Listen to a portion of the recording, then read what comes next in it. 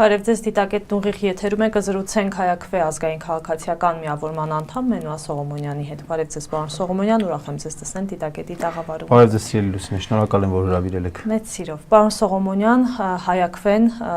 այլևս հայտ է ներկայացրել մասնակցելու 2026 թվականի կայանալիք խորհրդարանական ընտրություններին։ Նախ հետաքրքիր է այդ որոշմանը ինչպես եկաք եւ վաղուց ունեիք մտադրություն մասնակցելու 26 թվականի ընտրություններին։ Շնորհակալություն, մենք ունենք այդ ներուժը բավականաչափ, կարծում եմ, որ ունենք մասնակցելու ընտրություններին, առաջին հերթին ուզում եմ նշել, որ մենք ընտրություններին անպայման կմասնակցենք արդյունավետ միավորման ձևաչափով, այլ քաղաքական ուժերի հետ միասին, ովքեր որ մեր տրամաչափի կլինեն, մեր գաղափարների կիսող կլինեն, մենք այդ մասին հայտարարել ենք եւ հիմա գործընթացի մեջ է այդ ամենը, հույս ունենք, որ շուտով իր ավարտին կհասնի եւ մենք կազդարարենք նաեւ այդ մասին։ Սա մեկը։ Երկրորդը մենք այսօր Հայաստանի այն քաղաքական ուժերից ենք, որը որ ունի ինտելեկտուալ բավական լայն ներկայանալիություն։ Օրինակ մեր վարչության անդամների կեսը գիտությունների տեխնացուներ են։ Իհարկե սա չեմ ասում, սա կարևորագույն ցուցանիշն է, բայց սա ցուցանիշ է այն բանի, որ մենք մեր առաջադրված խնդիրներին վերաբերում ենք շատ խորքային ձևով, կարողանում ենք խնդիրներին խորամուխ լինել, հետազոտել, հասկանալ եւ դրա արդյունքում հասարակությանը առաջարկել լուծումներ, որոնք որ բխում են մեր այսօրվա անհրաժեշտություններից։ Մեզ համար իհարկե շատ ավելի կոմֆորտ կլիներ ազգային քաղաքացիական միավորման շրջանակներում զբաղվել զուտ քաղաքացիական գործունեությամբ, քաղաքացիական գործիքակազմով պայքարել այս իշխանությունների դեմ։ Մենք մեր ստեղծման օրվանից պայքարում ենք այս իշխանությունների դեմ եւ ուզում ենք նրանց հեռացնել։ Մինչեւ այժմ մենք գերազանցապես քաղաքացիական գործիքակազմով ենք արել։ Եվ այժմ, քանի որ այս ընտրությունները իշխանության փոփոխության կարևոր մեխանիզմներից մեկն են, միակը չեն, բայց կարևոր մեխանիզմներից մեկն են,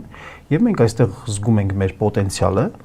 ինչպես ասացի, մենք այդպես ինտելեկտուալ լայն շրջանակ ունենք, երկրորդ ունենք նաեւ տարածքային կառույցներ, ունենք հարյուրավոր անդամներ, իրական անդամներ, ոչ թե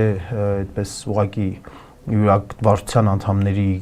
քեռու տղաները, բաները բոլորը այդպես իրար գլուխ են եկել անդամները, գաղափարակիցներ, մարդիկ, ովքեր որ այո, մեզ էլ են ճանաչում, մեզ ճանաչելու հիման վրա, հետո գնացել ենք մարզեր, Երևան քաղաքում այցելությունների, մարդիկ կամ եկել են մեր գրասենյակներ, մենք բացում ենք գրասենյակներ, շարունակում ենք գրասենյակների բացելու գործընթացը, եւ այսպիսով նաեւ ունենք թիմ, եւ մեր թիմը ժամանակի ընթացքում քաղաքացիական այդ ակտիվության մեջ ներգրաված են եղել, մասնակցել են օրինակ դիտորդության եւ նրանց մի զգալի մասը այժմ պատրաստ է նաեւ քաղաքական քարոզչությամբ զբաղվել եւ ընտրությունների ելի վերահսկողության գործընթացում որպես վստահված անձինք հանդես գալ եւ մեզ այդ պահանջը նաեւ եկել է մեր վստահորդներից, մեր անդամներից, միավորման անդամներից է նաեւ եկել, որ մենք անպայման հայտ ներկայացնենք քաղաքական, մանավանդ որ այսօր ես իհարկե գլուխ կովել չեմ սիրում, բայց տարբեր ոլորտների վերաբերյալ, սպეციფიկ խնդիրների վերաբերյալ քիչ ուժեր կան, որ կարող են այդքան մտածված, հիմնավորված պլաններ առաջարկել, որքան որ մենք ենք առաջարկում։ Շատ լավ։ Հիմա ձեր ծրագրերի հետ կապված շատ հետաքրքիր, այսպես բազմաժանր, այո, իսկապես բազմաժանր, ես ինձ մոտ շատ այսպես հարցեր եմ նշել, բայց կարևորն է, շատ բոլորն են կարևոր, բայց ամեն դեպքում ձեր ոլորտին, հա, այսպես փորձենք անդրադառնալ, նախ խոսենք նրա մասին, ինչի կարիք այսօր մեր երկիրը, մեր պետությունը շատ ունի։ Խոսքը իրական ժողովրդավարության մասին է, դուք այսպես ծրագրում շատ մանրամասն ներկայացրել եք։ Հիմա փորձենք հասկանալ, դուք ինչպես եք հասկանում իրական ժողովրդավարություն ասված, այս իշխանությունները պարզեն հասկացանք, չեմ ուզում համեմատականներ տանել, Հայաքվեն ինչպես է պատկերացնում իրական ժողովրդավարությունը։ Դուք ամենաճիշտ տեղից եք սկսում, որովհետև սա կարևորագույն հարցն է, որովհետև եթե այդպեսի չլիներ, մեր սահմանադրության առաջին երկու հոդվածները հենց դրա մասին չեն լինի։ Մեր առաջին հոդվածը ասում է, որ Հայաստանը ժողովրդավարական պետություն է, երկրորդ հոդվածն էլ, որ ասում է իշխանությունը Հայաստանում պատկանում է ժողովրդին։ Սա ամենակարևոր բանն է։ Եթե մենք չենք ապահովում իսկական ժողովրդավարություն, մնացած ոչ մի հարց չի լուծվելու։ Մնացած հարցերի շուրջ վերաբերյալ կարող են լինել տապալումներ, պռավալներ, ձախողումներ, դավաճանություններ, խաբեություններ, բայց իշխանությունը դրա համար պատասխանատվություն չկրի։ Հետևաբար պետք է առաջին հերթին ապահովել այնպես, անել այն, որ պետական իշխանությունը տարանջատ լինի քաղաքական իշխանությունից։ Ես հասկանում եմ, որ անհնար է լիովին տարանջատ լինի, լիովին տարանջատել, բայց կրիտիկական մի հատ կետ կա, որից անդին, եթե քաղաքական իշխանությունը զավթում է պետական իշխանությունը, ժողովրդավարություն չի լինում, ինչպես որ այսօր կա։ Այսօր մենք ունենք թվացial պարլամենտական համակարգ, բայց իրականում դա պարլամենտական համակարգ չէ, սուպեր վարչապետական համակարգ է։ Այստեղ մեկ մարդ որոշում է ամեն ինչ, որոշում է ցուցակը, հա, թեկուզ պրայմերիզներ են անում, ինչեր են անում, այդ ամեն ինչը բնականաբար խիստ վերահսկելի ընթացքով է տեղ ունենում։ Մի մարդ որոշում է ցուցակը, այդ ցուցակը կազմվում է հավատարմության սկզբունքով, գալիս են ընտրությունների ժամանակ տարբեր մեխանիզմներ կիրառելով, տարբեր ուժերի, այսպես դուրս մղելով, տարբեր ինչ-որ խամաճիկային ուժեր ներս դնելով եւ ձայներ փոշիացնելով եւ այլն, ապահովում են մեծամասնություն եւ այդ մեծամասնությունը ձևավորում է պետական իշխանության մնացած բոլոր թևերը, ամբողջ համակարգը ձևավորում է այդ քաղաքական մեծամասնություն կոչված, որտեղ քաղաքացին այդ քաղաքական մեծամասնությունից ճանաչում է 1, 2, 3, 4, 5, լավագույն դեպքում 10 մարդու իր ձայնը որ տալիս է, այսպես ասած, բայց ձայնը տալիս է մի ցուցակի, որի մեծ մասին քաղաքացին չի ճանաչում, падգամավորների մեծ մասին քաղաքացին չի ճանաչում։ Եվ այդ падգամավորները, որոնք ընտրվում են, իրենք էլ ձևավորում են ամբողջ պետական համակարգը բնականաբար վարչապետի, հա, իրենց գլխին գտնվող մարդու ասելով։ Հիմա բոլոր պետական իշխանությունները, իշխանության բոլոր մարմինները, օրինակ զինված ուժերի գլխավոր շտաբը, դատախազությունը, քննչական կոմիտեն, ազգային անվտանգության ծառայությունը, կենտրոնական ընտրական հանձնաժողովը, հեռուստատեսության եւ ռադիոյի հանձնաժողովը, բոլոր այդ մարմինները, որոնք որ պետք է որոշակի անկախություն ունենային, որպեսզի կաշկանդված չլինեին քաղաքական իշխանության ներկայացուցիչներին անհրաժեշտության դեպքում պատասխանատվության կանչելու եւ ենթարկելու, վերահսկվում են քաղաքական իշխանության կողմից, այսինքն պետությունը վերահսկվում է քաղաքական իշխանության կողմից ամբողջությամբ։ Դրան գումարած նաև դատական համակարգ։ Մենք բազմաթիվ անգամ ենք տեսնում, որ հենց քաղաքական պատվերով, քաղաքական նկատառումներով դատավարություն է տեղ ունենում, քաղաքական դատավարություն է տեղ ունենում, մի քանի հերթապահ դատավորներ կան, որ արդեն գիտենք, ասենք Մասիս Մելքոնյան կա, այն Ֆարխոյանը կա եւ մյուսներ, ասենք որ պարտադիր իրենց են այսպես մակագրվում, կալանք, պրոբլեմ չկա, ասենք ուրեմն գիտենք, ուրեմն վերջ Մասիս Մելքոնյանն է, եթե կալանք ուրեմն Մասիս Մելքոնյան այդպես։ Արդեն մեզ մոտ բան է դարձել, էլի ոնց որ։ Հա, սա ցույց է տալիս,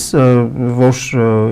այս պայմաններում մենք չենք կարող պետական իշխանությունից հաշվետվողականություն պահանջել, մենք չենք կարող պատասխաններ պահանջել։ Դրա համար մենք առաջարկում ենք, որ որպեսզի իսկապես պետությունը լինի ժողովրդավարական, մի քանի կարևոր փոփոխություններ պետք է պետական կառավարման համակարգում կատարվեն, որպեսզի իսկապես լինի ազգային պետություն, ազգին ներկայացնի։ Եվ դրա համար կարևորագույն բաներից մեկը, որ մենք առաջարկում ենք, հետևյալն է, որ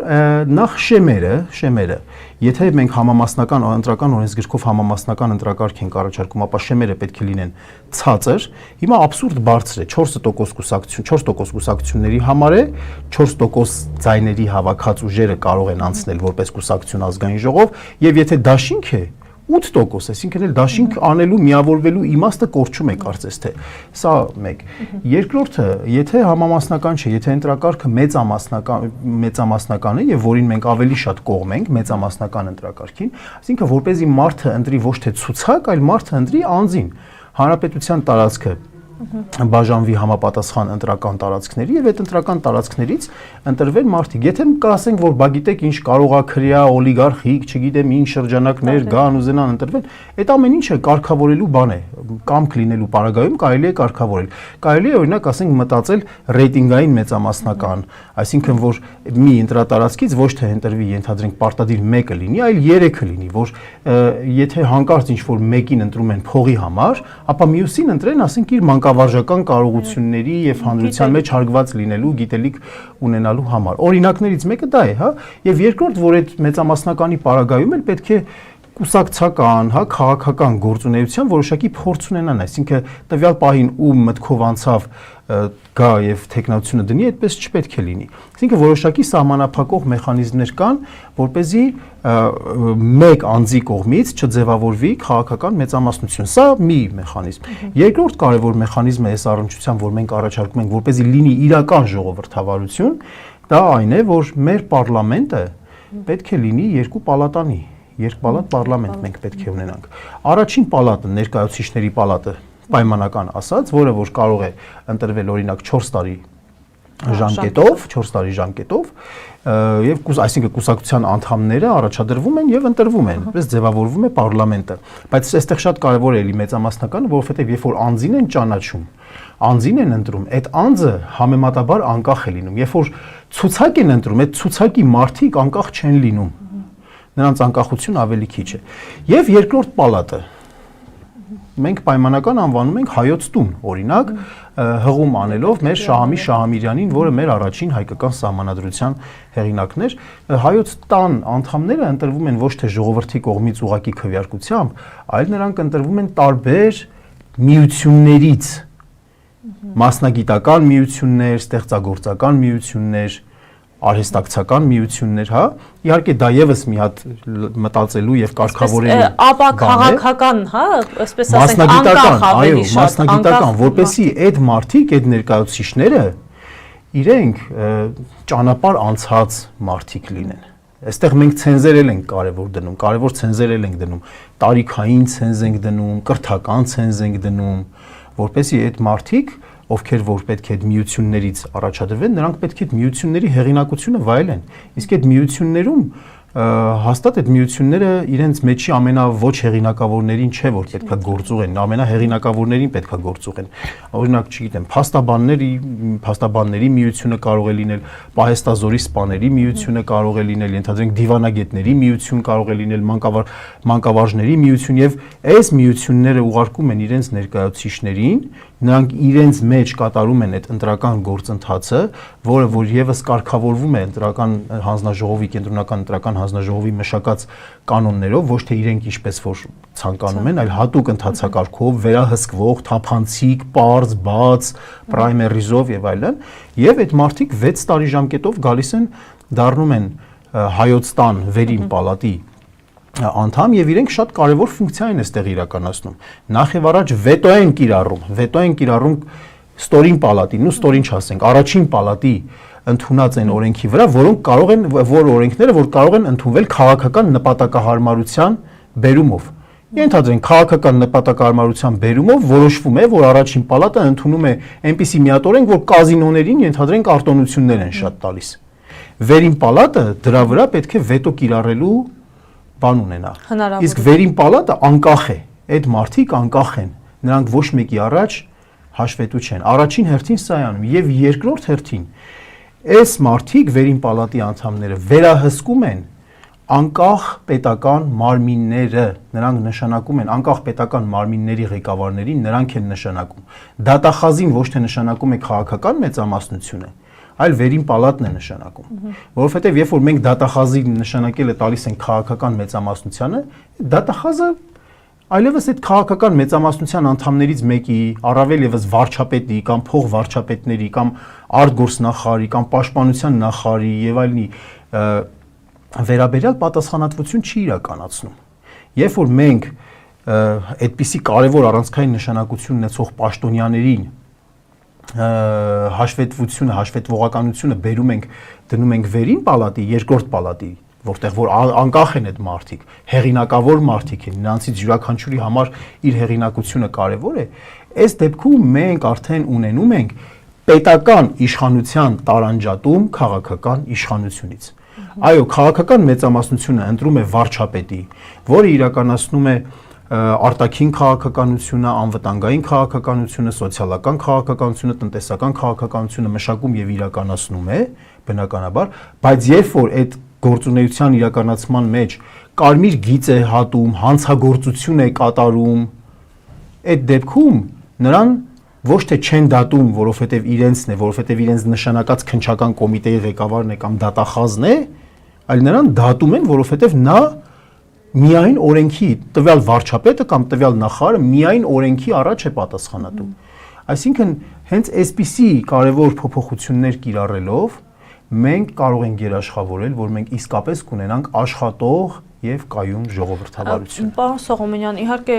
շատ հետաքրքիր ծրագիր է, շատ կարևոր է, բայց ըստ ձեզ անցումը հեշտ է լինելու, որովհետև այդ հայոց տուն ներկայացրեցիք կամ վերին ստորին պալատ, ինչպես կուզեք անվանենք, այդ անցումը հեշտ կլինի։ Անցումը հենց հիմա սկսվում է։ Անցումը հենց հիմա սկսվում է նրանից, երբ որ մենք սկսում ենք խոսել այս մասին, խոսել սրա կարևորությունից։ Խոսել սրա կարևորությունից, սա դարձնելով օրակարգային հարց։ Մենք գալիս ենք ընտրական գործընթացին մասնակցելու այս կարևորագույն հարցերը դարձնելով օրակարգի հարց, թող քննարկվի հանրության մեջ, թող եփվի, թող լինեն առաջարկություններ, լինեն դիտարկումներ, լինեն քննադատություններ, լինեն սուր քննադատություններ, բայց պետք է մեխանիզմ առաջարկվի այս անօրինականություններ ենթադրող համակարգը, որը ունի նաև իրավական հիմք, իհարկե, եթե այսօրվա իշխանությունների գլխին լինեին հայրենասեր, կիրթ, ազնիվ մի քիչ մարդիկ, մի քիչ տարօրինակ բան կարող եմ ասեմ, ռոմանտիկ բան կարող եմ ասեմ քաղաքականության հետ կապված, բայց համենայն դեպս պետության համար ցավացող մարդիկ բարձր այս վիճակը չէին ունենա։ Բայց անկախ ամեն ինչից նաև այս իրավական հիմքը, սահմանադրական այս կարգն է նաև այդ հնարավորությունը տալիս։ Յուրաքանչյուր իշխանություն էլ, յուրաքանչյուր ուժ էլ փչանալու գայթակղություն ունի։ Իշխանությունը անընդհատ իր ձեռքը պահելու գայթակղություն ունի։ Յուրաքանչյուր քաղաքական ուժ, որ գալիս է իշխանության, ցավոք սրտի, միշտ մտածում է ոչ թե նրա մասին, թե վերջում իր 5-րդ տարվա վերջում ինչ երկիր է հանձնում ժողովրդին, այլ ոնց անի, որ 5-րդ տարվա վերջում ինքը երաշխավորված նորից անցնի իշխանությունը անընդհատ պահպանելու։ Իսկապես ժողովուրդը ճիշտ է ասում, որ մարդուն իշխանությունը փչացնում է, եւ շատ պետք է ուշադիր ու զգուշ մարդիկ լինեն, շատ բարոյական մարդիկ պետք է լինեն չփչանալու համար, իհարկե դա դժվար է ապահովելը։ Բայց ամեն դեպքում մենք պետք է ոչ թե հույսներս դնենք մարդկանց բարոյականության վրա եւ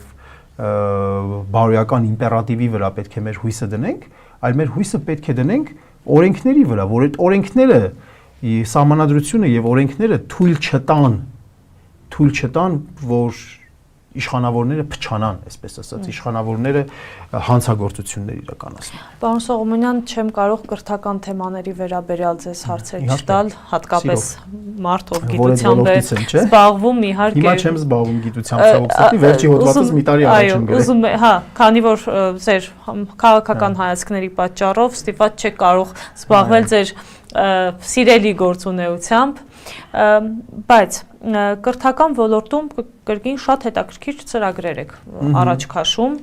հատկապես օրինակ բերեցիք նաև օպտիմալացման խնդիրը 11-ամյա կրթության մասին,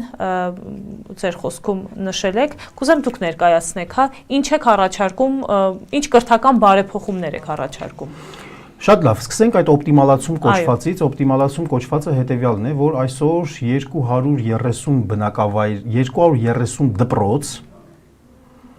2023 թվականի նախարարի հրամանի համաձայն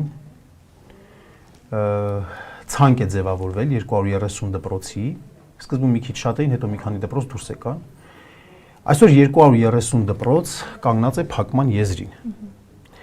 Փակման պատճառը աշակերտների թիվն է։ Աշակերտների թիվը սահմանվել 100-ը։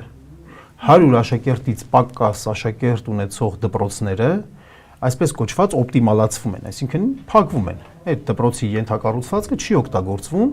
եւ այդ երեխաները գնում են ուրիշ դպրոցներում են սովորում։ Կենտրոն դպրոցներ են կառուցում եւ այդ կենտրոն դպրոցներում են սովորում։ Այդ դպրոցների մեծագույն մասը գյուղական համայնքների դպրոցներ են։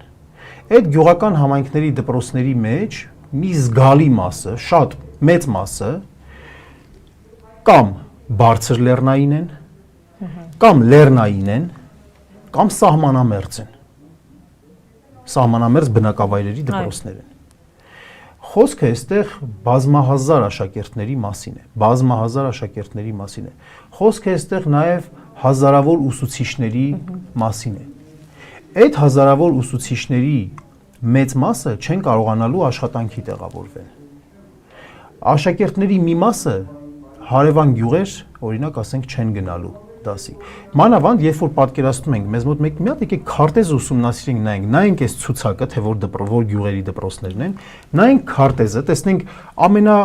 այդ մոտ գյուղը քանի կիլոմետր հեռավորության տեղ։ Օրինակ իմ տատիկ պապիկիս գյուղը, Անտառամուտ գյուղը, Լոռու մարզի Անտառամուտ գյուղն է։ Հարևան գյուղից հեռու է 7 կիլոմետր։ Լեռնային այդպես տարածքով է անցնում, նեղ ճանապարհով է անցնում։ Քայլելու ճանապարհ չի։ Քայլելու ճանապարհ դե չկա բնականաբար, քայլելու ճանապարհ չկա։ Այդ երեխաները կամ ամեն օր պետք է ավտոբուսով գան։ Հիմա այստեղ բազմաթիվ խնդիրներ են առաջանում։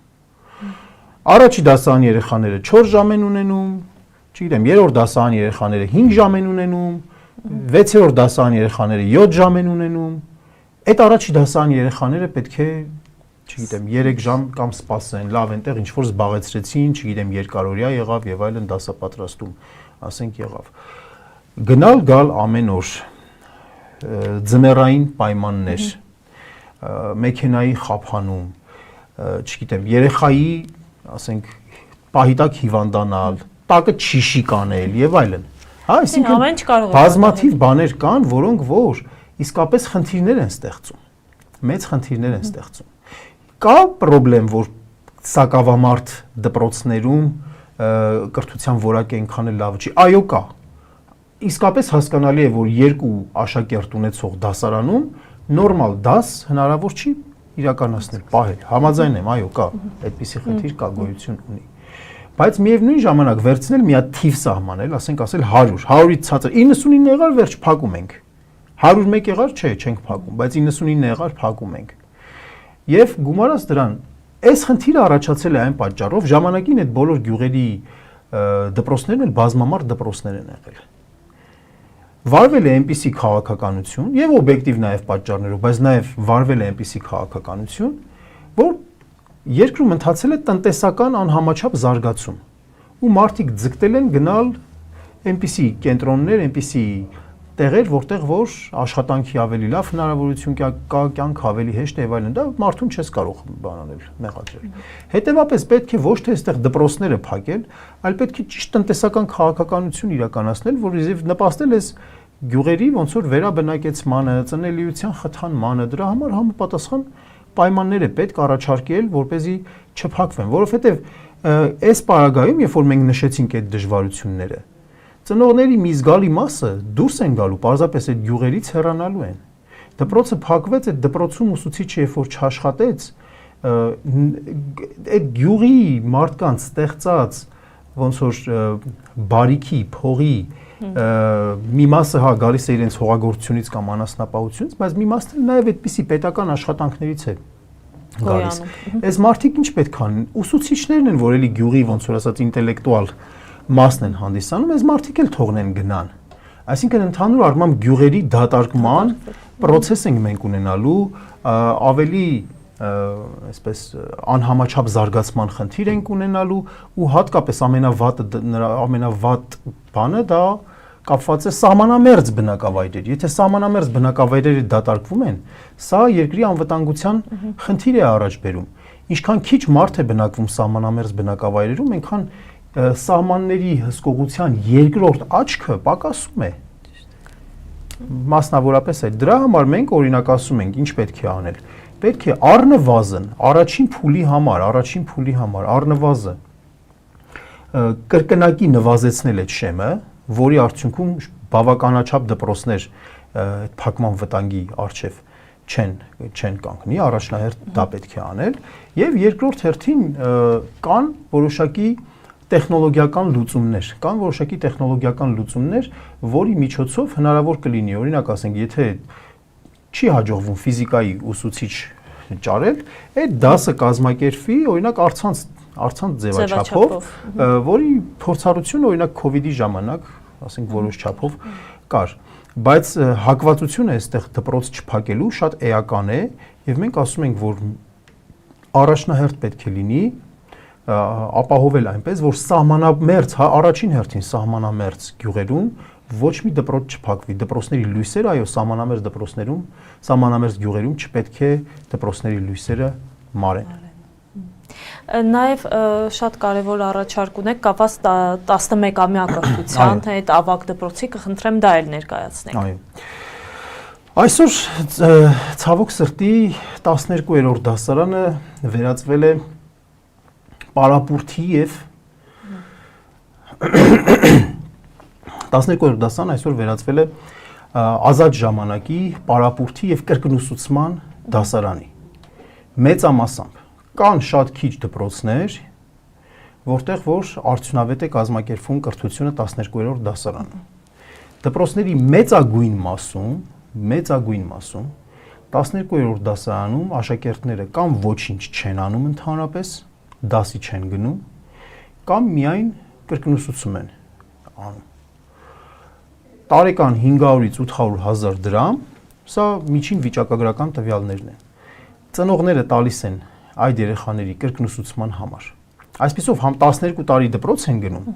համ այդ 12-րդ տարում տալիս են 500-ից 800 հազար դրամ, որպեսզի բուհ ընդունվի իրանց երեխան, երկու քննություն պարապելու համար, երկու առարկա պարապելու համար։ Այսպիսով այն պնդումը, որ հանրակրթությունը անվճար է եւ դա սահմանադրական իրավունքն է յուրաքանչյուրի, կարծես թե միֆ է դառնում, որովհետեւ դպրոցի մատուցած, ավագ դպրոցի մատուցած գիտելիքը չի համապատասխանում քննությունների այն պահանջներին, այն չափանիշներին, ընդունելության քննությունների, որոնք այսօր առկա են եւ անհրաժեշտություն է իսկապես առաջանում կրկնուսուցման։ Մենք այդ հարցի հետ կապված նաև մի բան էլ հավելեմ, որ 12-րդ դասարանը երեխայի մոտ այն տարիքն է 17-ից 18-րդ տարիքն է։ Երբ որ նրա մոտ, նրա ուղեղում շատ կարևոր այդպես կենսաբանական process-ներ են տեղի ունենում, եւ այդ տարիքում ստեղծվող ֆունդամենտալ գիտելիքը նրա համար կարևոր նշանակություն է ունենում իր ողջ կյանքի ընթացքում։ Ու այդ կարևորագույն տարին, երբ որ վատնվում է կամ պարապուրդով, ոչ մի բան չանելով, կամ պարզապես հիմնականում անգիր անելով, ու պարզ է մաթեմատիկայի պարագայում անգիրը այդքան չի բանում, կամ ֆիզիկայի պարագայում, բայց շատ այլ առարկաների պարագայում ընդունելության քննությունները այնպիսին են, որ անգիր անելու վրա են։ Նույն հայոց լեզուն, նույն գրականությունը, նույն հայոց պատմությունը, այլ լեզուները, աշխարհագրությունը անգիրի վրա են, մեծամասամբ հիշելու վրա են եւ տանջում են այս երեխեքին դրա համար։ Հիմա մենք ասում ենք հետեւյալը, որ նախ եւ առաջ 2 տարվա մեջ հնարավոր է ունենալ ինտենսիվ ծրագիր, բարձրորակ կրթական ծրագրեր ներդնել ավագ դպրոցում, որի արդյունքում շրջանավարտը առանց մեծ ճիքերի, առանց լրացուցիչ պարապմունքի, առանց կրկնուսուցման կկարողանա ընդունվել թե տեղական եւ թե նույնիսկ արտասահմանյան բուհեր։ Այսօր Հայաստանում կան այդպիսի դպրոցներ, որոնք ապահովում են ավագ դպրոցից հետո մուտք արտասահմանյան հեղինակավոր բուհեր։ Եթե դա հնարավոր է իրականացնել 1, 2, 4, 10 դպրոցում, ապա հնարավոր է իրականացնել նաև շատ այլ դպրոցներում։ Ես չեմ ասում բոլոր դպրոցներում միանգամից մի տարվա մեջ հնարավոր է, բայց խնդիրը պետք է դնել, որ 5 տարվա ընթացքում օրինակ 30% կամ 50% արդյունք ցուցաբերել, ներողություն եմ խնդրում, մի ջուր խմեմ։ Չէ, շատ հետաքրքիր առաջարկ է, կարծում եմ պետք է ականջալուր լինել, որովհետև այդ մի տարի շատերն են ասում, որ իզուր կորցնում են երեխաները, լսում ենք ծնողներից բազմաթիվ բողոքներ։ Դրա համար մենք ասում ենք հետևյալը, առաջինը 9-րդ դասարանը ջրբաժանի տարի է։ Դա ջրբաժանի շրջանն է, երբ որ 9-րդ դասարանը ավարտողին, հիմնական դպրոցը ավարտողի համար եւ հոգեբանների եւ մասնագետների աշխատանքի արդյունքում երեխան հստակ կողմնորոշվում է ինքը ուր է գնում։ Ինքը գնում է արհեստագործական կրթություն ստանալու, թե ինքը գնում է միջին մասնագիտական կրթություն ստանալու, թե ինքը գնում է բարձրագույն կրթություն ստանալու։ Եվ նաև նրա առաջադիմությամբ պայմանավորված, որովհետև եթե առաջադիմությունը ցածր է, նա չի կարող ավագ դպրոցում սովորել։ Այսօր ցածր առաջադիմություն ունեցողը կարողանում է ավագ դպրոցում սովորել։ Շատ հանգիստ։ Բայց ավագ դպրոցը պետք է ընկալել են տրամպլինը, այն վայրը։ Մենք դրան պայմանականորեն անվանում ենք թռիչքուղի։ Ավագ դպրոցը թռիչքուղին է։ Եթե 9-րդ դասարանը ջրբաժանն է, ապա ավագ դպրոցը թռիչքուղին է։ Դեպի նպատակել։ Այո, որտեղ է թափն է հավաքում աշակերտը, ավագ դպրոցը։ Եվ մենք գտնում ենք, որ եւ ուսումնասիրելով կրթական ծրագրերը, առարկայական չափորոշիչները, գտնում ենք, որ 2 տարին լիարժեք բավական է ինտենսիվ դասընթացների իրականացնելու պարագայում կենտրոն մենթոր դպրոցներ ունենալու, որպեսզի այդ մենթոր դպրոցներն էլ օգնեն այլ դպրոցների ավագ դպրոցի ծրագրերը լավացնելու պարագայում իրականացնել դրանք շատ հանգիստ։ Այսօր մենք բուհերում ունենք շատ դասախոսներ, ովքեր որ կրկնուսուցում են իրականացնում հենց։ Հիմնական որակյալ կրկնուսուցումը բուհերի ու դասախոսներն են իրականացնում, դե որովհետև իրենց գոլեգաներն էլ թեստերն են գրում, այսինքն իրենք իմանում են էլի այդ բարդության աստիճանները։ Այդ դասախոսների մի զգալի մասը թեր բեռնված է բուհում։ Ժամերի խնդիր ունի, վարձատրության խնդիր ունի։ Այդ դասախոսներին մենք հանգիստ կարողանում ենք ավագ դպրոցներում որպես ավագ ուսուցիչներ, մենթոր ուսուցիչներ տեղավորել եւ նրանք իրականացնում են հենց իրենց խորհրդատվությամբ, իրենց մենթորությամբ, իրենց վերահսկողության ներքո տեղի ունենում այդ ավագ դպրոցի լավ ծրագրերի իրականացումը եւ բուհի համար պատրաստվում են կադրեր, որոնք որ հանգիստ կարող են բուհ ընդունվել։ Դե բնականաբար այս ամենը ինչ իրականացնելու համար մեզ պետք է եւս մեկ կարևոր գործիք, եւս մեկ կարևոր process ուսուցիչների վարպետացումն է մեզ պետք։ Սա վարպետացման փուլն է։ Խոսքը վերապատրաստումների մասին է։ Ես այդ վերապատրաստում բառը այդքան շատ չեմ ուզում ասել, որովհետեւ այս մեր ուսուցիչները, երբ որ լսեն վերապատրաստում բառը, շատերը հոգնած կլինեն այդ բառից, որովհետև շատ է եղել, որ եկել են վերապատրաստել են, բայց արդյունքում իրենք չեն վարպետացել։ Մենք պետք է կատարելագործենք, մենք պետք է վարպետացնենք իսկապես ուսուցիչներին, եւ մենք դա էլ ենք լավ պատկերացնում։ Ուղղակի մի եթերով հնարավոր չէ այս ամեն ինչին շատ մանրամասն անցնել։ Հատկապես որ ձեր ոլորտն է, կրթական ոլորտը։ Բայց մենք պետք է այդ վարպետացումը անպայման իրականացնենք ու դա կարող ենք իրականացնել մենթոր ուսուցիչների միջոցով, որոնք նաև կգան բուհական համակարգից եւ կօգնեն վեր բարձրանալ եւ ի վերջո նաև արդեն ընդունելության քննությունների այս համակարգը որ կա, որը որ հիմնված է միայն հիշելու վրա, հատկապես հումանիտար հասարակագիտական ոլորտում, սա իհարկե անպայման վերանայել է պետք։ Անպայման վերանայել է պետք, ինչպես կվերանայենք, դա արդեն պետք է մասնագիտական համայնքների հետ շատ ավելի մանրամասն քննարկենք։ Ես օրինակ անձամբ կողմնակից եմ, որպեսզի բուհը ինքը հնարավորություն ունենա իր ուսանողին ընտրելու, բայց կարելի է նաև այլ համակարգել ընդունելության քննարկել, կարևորը որ սինխրոնացում տեղի ունենա ավագ դպրոցի ծրագրի եւ բուհի ընդունելության միջև, որ ավագ դպրոցը արդեն ինքը հեղինակություն ունեցող դպրոց լինի։ Այնտեղ ընդունված աշակերտը բան չլինի, էլի, այդպես այնքան որ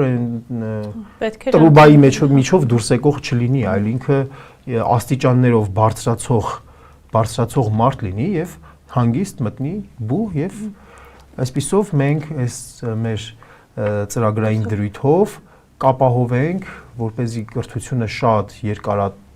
12-ամյա չլինի, լինի 11-ամյա, այդ մի տարին շատ կարևոր տարին արդեն ուսանողը, աշակերտը կանցկացնի որպես ուսանող,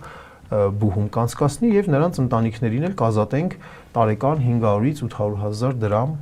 կրկնուսուցման վճար տալու այդ շքեղությունից։ Պարոն Սողոմոնյան, ինչպես շեշտեցի ես, ձեր ծրագիրը դուք ասեցիք ավելի շուտ բազմաժանր է, շատ հարցեր կան, բայց ես հիմնականում այն հարցերն եմ առանձնացրել, որոնք կարծում եմ հատկապես մեծամասնությանը հետաքրքիր կլինի, օրինակ Հայաստան-Սփյուռք հարաբերությունների մասին շատ քչերն են խոսում։ Դուք անդրադարձել եք Հայաստան-Սփյուռք հարաբերություններին, թե ինչպիսին այն պետք է լինի, որովհետև մենք ունենք միլիոնավոր սփյուռքահայեր, այդպես որ ասում բախտի բերմամբ թե պատահմամբ այդպես է իրականությունը։ Հիմա Հայաստան-Սփյուռք հարաբերությունները ինչպես եք պատկերացնում,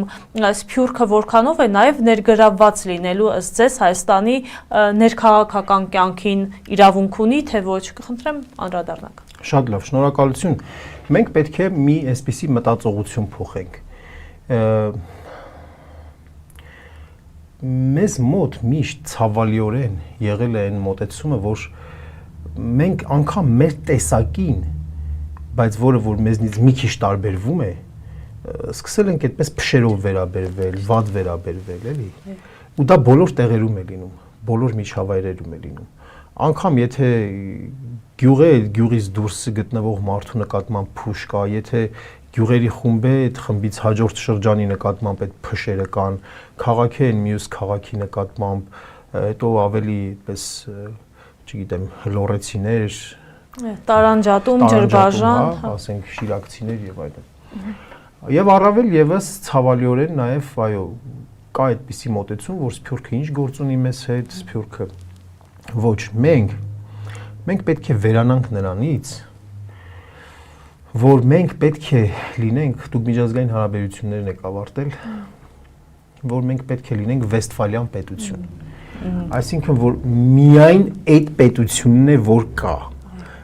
Մենք միջազգային հարաբերություններում որպես գործորդ, որպես դերակատար, չպետք է լինենք միայն Հայաստան պետությամբ գործորդ դերակատար։ Մենք պետք է միջազգային հարաբերություններում լինենք հայկական աշխարհով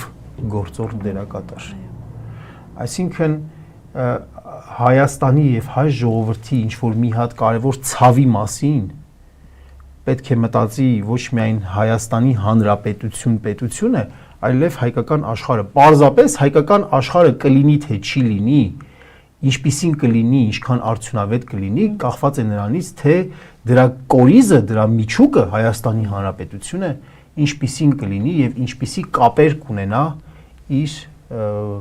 հայրենակիցների հետ, իր հայրենակիցների կազմակերպությունների հետ։ Փիլիսոփայությունը սրա մեջ է, ընդհանուր տրամաբանությունը սրա մեջ է,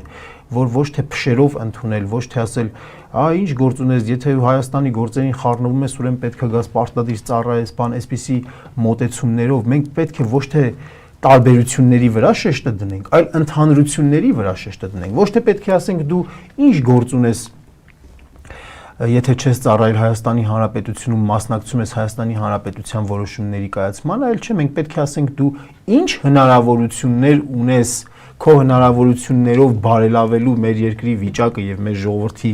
մատից փուշ հանելու եւ մենք քեզ տանք այդ հնարավորությունը։ Մասնավորապես այն մոտեցումը, որ ես մեջ բերեցի երկպալատ պարլամենտի վերին պալատի հետ կապված, երկրորդ պալատի հետ կապված, այդ երկրորդ պալատի շրջանակներում մենք կարող ենք նախատեսել նաև սփյուռքահայ կազմակերպությունների հայոց տուն, որ ասեցիք։ Այո, որովհետև դա հայոց տունն է, որովհետև սփյուռքահայ կազմակերպությունների ներկայացուցիչների մասնակցություն, որովհետև դա հայոց տունն է, դա հայերի տունն է։ Այստեղ եւ Հայաստանի Հանրապետության մեջ փայատերեն ոչ միայն Հայաստանի Հանրապետության քաղաքացիները, այլև ամբողջ աշխարհի հայությունը պարզ է, որ հավասարաչափ փայատեր չեն։ Պարզ է, որ հավասարաչափ փայատեր չեն։ Բայց Հայաստանի Հանրապետության յուրաքանչյուր հայ, որը որ բնակվում է Հայաստանի Հանրապետության սահմաններից դուրս, ինքը պետք է ունենա հնարավորություն մասնակցելու։ Կընտրի այդ հնարավորությունը, կուզենա մասնակցել, թե չի ուզենա, դա իր գործն է։ Եթե նա ուզում է մասնակցել, նշանակում է իր վրա վերցնում է որոշակի պարտականություններ։ Նա դառնում է Հայաստանակենտրոն հայ։ Նա այդ պարտականությունները տարբեր կերպ կարող է իրացնել։ Կարող է օրինակ մասնակցել վարժանքների, ժամանակ առ ժամանակ գալիս է մասնակցում է։ Կարող է մասնակցել իր փորձառությունը բերելով, որպես խորհրդատու աշխատելով պետական մարմիններում։ Կարող է մասնակցել ինչ-որ ներդրումային ծրագրեր բերելով, կարող է մասնակցել ինքը ներդրում անելով, կարող է մասնակցել հայկական գիտության ձեռքբերումները դրսում հանրայնացնելով։ Հնարավորությունները շատ են, հնարավորությունները բազմաթիվ են։ Եվ մենք մասնավորապես որոշ մեխանիզմներ դրա հետ կապված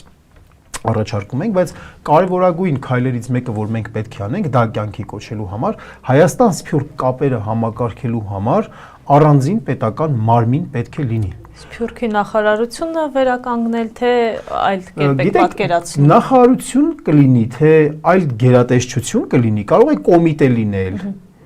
բայց մարմին պետք է լինի։ Ինքը պետք է Հայաստան-Սփյուռք հարաբերությունները եւ հայրենադարձությունը պետք է ինչ-որ բարձր ստատուս ունենա։ Այս իշխանությունները այդ հարաբերությունների ստատուսը նվազեցրել են, գցել են։ Նախարարությունը լուծարել են, վերածել են մի մարդն են տեղ դրել։ Սփյուռքի հարցերով հանձնակատար։ Ու ոչ սփյուռքահայերը գիտեն ինչ է անում այդ մարդը ընդհանրապես։ Ոչ էլ մենք գիտենք, ես ու դուք գիտենք, որ երկրի այսպես իրազեկ քաղաքացիներից մեկն ենք, ես էլ դուք էլ Լուսնե ջան, որ նայում ենք բաներին, մենք չենք տեսնում այսօր Հայաստան-Սփյուռք չենք տեսնում, կապեր մենք չենք տեսնում։ Չենք տեսնում, որովհետև դրա ուղղությամբ գործունեություն չի տարվում։ Ում է դա ձեռնտու Հայաստան-Սփյուռք կապերի թուլությունը, ում է ձեռնտու։ Կարելի է ենթադրել, թե ում է ձեռնտու։ Հետևաբար մենք պետք է անենք, որ այնպես, որ Հայաստանի եւ Սփյուռքի կապերը համակարգելու մարմին լինի եւ Հայաստանի Հանրապետության դեսպանատներին առընթեր պետք է ստեղծենք տեղի հայկական կառույցների խորհուրդներ պետք է ստեղծենք, որոնք որ տեղելու անմիջական աշխատանքներ են տանելու, ռեսուրսներն են հաշվառելու, գիտական ռեսուրսներն են հաշվառելու, մասնագիտական, լոբիստական, մարդու ուղեղը, մարդու հնարավորությունը մեր հայ ժողովրդի կարևորագույն կապիտալն է, եւ մենք այսօր այդ կապիտալը ուղղակի վատնում ենք, այնպես ենք վատնում, ինչպես որ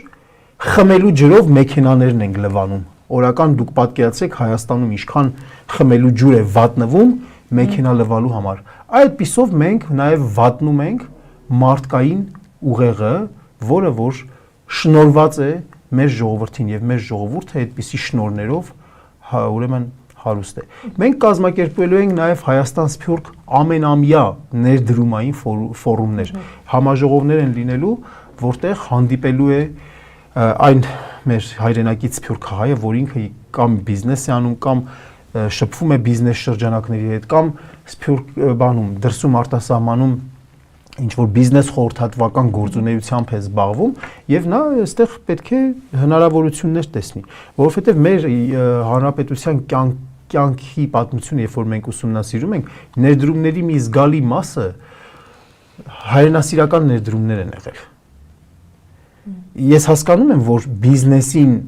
բիզնեսը գնում է այնտեղ, որտեղ որ փող կա, բայց մենակ փողի մոտիվացիան չի, որ մարդուն ինչ-որ մի ուղղությամբ հատանում։ Եթե մարդը նույն շահույթը ստանալու հնարավորություն ունի միտեղ, որտեղ որ իրեն ջերմորեն կվերաբերվեն, հարազատաբար կընդունեն, նրա հետ կապված բաներ կանեն, որ նրա սիրտն էլ կշարժի, նա կգա, պարզապես պետք է նաև քո Սփյուռքի հետ զբաղվող մարդիկ այդ էմոցիոնալ ինտելիգենսը, այսպես ասած, ունենան, որպեսզի կարողանան այդ մարդկանց սրտերի բանալին բացեն։ Եվ մյուս կարևոր միջոցառումը, որ համահայկական մասնագիտական ցանցեր պետք է մենք ստեղծենք, մասնագիտական ցանցեր, մասնավորապես պատմաբանների ցանցեր, հայ պատմաբանների ցանցեր։ Այսօր հայ պատմաբաններ ենթադրենք կան, որոնք որ տարբեր ամբիոններում, տարբեր բուհերի ամբիոններում, ասենք, աշխատում են, դասավանդում են։ Շատ հաճախ նրանց մեջ համահայկական բնույթի խնդիրների, այդ թվում մասնագիտական խնդիրների մեջ կան ահավոր տարընկալումներ։ Անհրաժեշտ է ժամանակ առ ժամանակ դրանք իմի բերել։ Երկրորդ, գիտեք ինչ կա, այդ մարդիկ պետք է իրար տեսնեն, իրար ճանաչեն, որ նաև իրար օգնեն, իրար առաջ տան։ Որ մեր այստեղի գիտնականը միշտ այստեղ չմնա ու այստեղից դուրս չգա, չնայած ձգտող գիտնականը էլի դուրս էլ է գալիս, դա շատ կարևոր է։ Բայց միևնույն ժամանակ այդ օգնությունը պետք է լինի։ Մեր այստեղի գիտնականի հոդվածն էլ, որպեսզի դուրսը տպվի եւ դրսում տպվող հոդվածների մեջ մեր հայկական նարատիվները ավելի շատ լինեն։ Իսկ այսօր ադրբեջանցիները այդ ուղղությամբ շատ լավ աշխատանքներ են տանում տարբեր հեղինակավոր միջազգային գիտական հրատարակչություններում, գիտական հանդեսների խմբագրական խորհուրդներում ադրբեջանցիների, թուրքերի են այնտեղ դնում եւ դեպքեր եղել են։ Ես անձամբ ճանաչել եմ մարդկանց, ովքեր որ հոդված են ուղարկել տպագրվելու, շատ որակյալ հոդված։ Այդ հոդվածը քանի անգամ հետ է եկել ու հետո մենք ողջել ենք, որ այդ խմբագիրը կամ այդ կույր բանը չէ, որը որ բան է տալիս, հոդվածին ռեցենզիա է տալիս։ Նայողը, մի խոսքով, այդ օպոնենտը ողջվել է, որ հարևան երկրից է։ Հարևան երկրից է։ Եվ շատ բարձր որակի, ասենք, հոդվածը շատ երկար ժամանակ է անցել, որ ի վերջո տպագրվել է, բայց կարող էր նաև չտպագրվել։ Այսպիսի բազմաթիվ խնդիրներ կան, ելես չեմ ասում ֆիզիկոսների մասին, ելես չեմ ասում այն մասնագիտությունների մասին, որոնք որ խիստ անհրաժեշտ են այնպիսի գիտելիք ստեղծելու համար, որոնք կներդրվեն այսօրվա անվտանգության համար անհրաժեշտ տեխնոլոգիական լուծումների հիմքում։ Պարոն Սողոմոնյան, գիտեմ, որ երկար ժամանակ է խոսում ենք, միգուցե դուք էլ արդեն, չգիտեմ, հոգնեցիք ծրագիրը շատ է, բայց նաև Արցախի մասին վստահաբար անտարբեր չէր կարող անցնել Հայաքվեն, Արցախյան հիմնախնդրի, Արցախի հետ կապված, արցախցիների, Արցախ վերադարձի հարցը ինչպես եք պատկերացնում, առհասարակ ինչ է լինելու մեր արցախցիների ճակատագիրը, դա էլ կարծում եմ կարևոր է ներկայացնենք։ Այո, ցավոտ մեր ժողովրդի մեզ համար ամենացավոտ հարցերից մեկն է, ինձ համար երևի թե ամենացավոտ հարցն է, մեր արցախցի հայրենակիցների հարցը։ Գիտեք, եթե ես կանգնեմ ասեմ, որ երբ որ մենք եկանք իշխանության, այ հաջորդ օրը կամ մի ամիս հետո կամ մի տարի հետո անվտանգ վերադարձ ենք ապահովելու, ես կլինեմ ստախոս։ Եվ ոչ ոք ինձ չի հավատա, բնականաբար։ Բայց մենք առնվազն մի քանի տնային աշխատանք պետք է անենք այդ վերադարձը նախապատրաստելու, ապահովելու համար։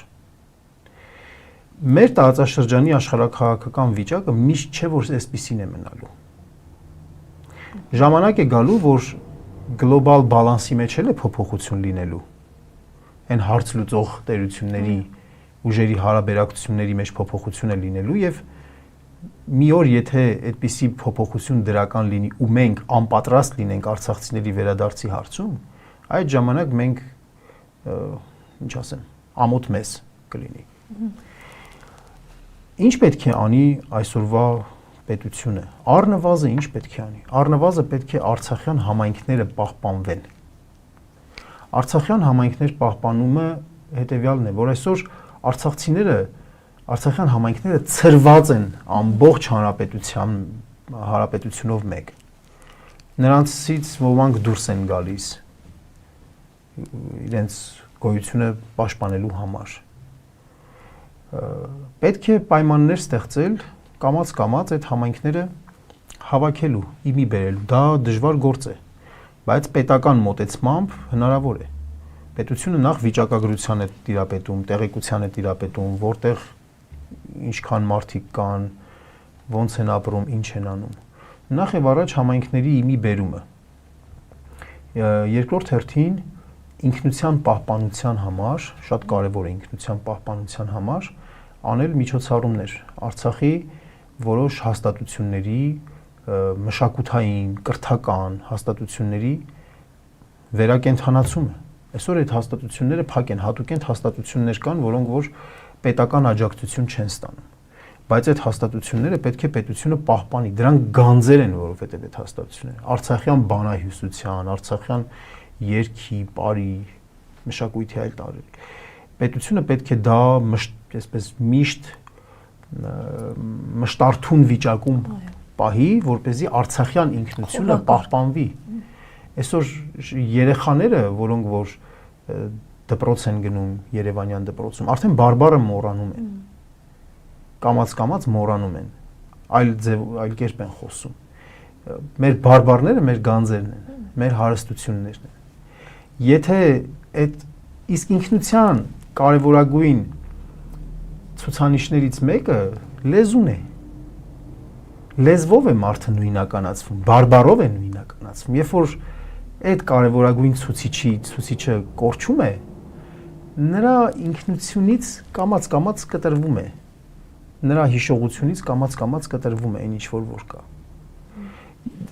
Այսինքն առաջին հերթին մեր տնային աշխատանքներ կան, որ մենք պետք է անենք առաջնահերթ։ Բազմաթիվ զորացրված զինվորականներ ունենք Արցախցի, արդյունավետ առյուծ տղեկ ունենք Արցախցի, որոնք այսօր կամ պահնորդական ծառայություններում են ծառայում, կամ տաքսի են քշում, կամ գործազուրկ են։ Այդ մարդկանց եւ իսկ այսօր մենք նաեւ ունենք անվտանգային լուրջ խնդիրներ։ Եվ այդ մարդկանցով ստեղծել օրինակ միավորումներ, մեր բանակի պաշտպանության նախարարության զինված ուժերի, կազմում ստեղծել արդյունավետ միավորումներ, այս մարդիկ արդեն պաշտպանության բանակում Արցախի իրար հետ այդպես ինտեգրված էին։ Հիմա նրանք իրար հետ չեն։ Իսկ պետք է որ իրար հետ լինեն։ Սա էլ է տնային աշխատանք։ Սա էլ է այդ խմբավորելը մարդկանց, հավաքականություններ ստեղծելը հիմք է հանդիսանալու հավաքական վերադարձը կազմակերպելու համար։ Իսկ հավաքական վերադարձը կլինի այն պարագայում, երբ որ ինչպես ասացինք, որոշակի փոփոխություն լինի աշխարհաքաղաքական եւ երկրորդ։ Մենք ելնում ենք այն կանխավարկածից, որ մենք պետք է այնպիսի պետություն ունենանք, որը պետք է շարունակաբար ուժ կուտակի։ Եկեք ճիշտ հասկացեք, ուժ կուտակելը անվտանգության ու խաղաղության համար է պետք։ Ուժ կուտակի ոչ թե հարձակվելու համար, այլ ուժ կուտակի, որ երբ որ արցախցիների վերադարձի պահանջը, որը միջազգային իրավունքի տեսանկյունից ընդունված պահանջ է, որը Արդարադատության միջազգային դատարանի որոշմամբ գոյություն ունեցող պահանջ է, կյանքի կոչելու ժամանակ, երբ որ մենք նստենք արդեն, մենք լինենք պետության ներկայացուցիչները, նստենք բանակցությունների սեղանին, ու երբ որ մենք խոսենք մեր հետևում ուժ ունենալով, մեր դիմացի նստածները էլ մեզ վրա չեն կարող հոխոր տալ։ Այսպես մենք կարող ենք հասնել մեր հարցերին։ Ու գիտեք, արցախցիների վերադարձը միայն չպետք է պատկերացնել արցախցիների վերադարձ։ Արցախցիների վերադարձը բազմաթիվ այս պայմանների ապահովման դեպքում է լինում։ Արցախցիների վերադարձը լինում է, երբ որ մենք ունենում ենք ուժեղ գիտություն, երբ որ մենք ունենում ենք լավ տնտեսություն, երբ որ մենք ունենում ենք լավ զինված ուժեր, երբ որ մենք ունենում ենք լավ դիվանագիտություն։ Այս բոլոր պայմանների բարելավման, բավարարման պարագայում է, որ լինելու է, բայց մենք պետք է ձգտենք դրան, պետք է գնանք դեպի դա, որովհետև եթե մենք չգնացինք, մեզնից էլի են հողեր կտրելու, մեզնից էլի են երկրամասեր անջատելու։ Շնորհակալ եմ պարոն Սողոմոնյան, շատ հետաքրքիր հարցազրույցի համար, վստահ եմ դեռ ծրագրերում շատ դրույթներ կան, մենք անպայման ժամանակ կունենանք եւ հնարավորություն կունենանք մյուս մասը եւս ներկայացնել մեր հանրությանը։ Շնորհակալ եմ։ Ես էլ եմ շնորհակալ Լուսինե ջան։ Զրուցում էինք Հայաքվե ազգային քաղաքացիական միավորման անդամ Մենուա Սողոմոնյանի հետ, այսպիսին էր դիտակետը, կհանդիպենք։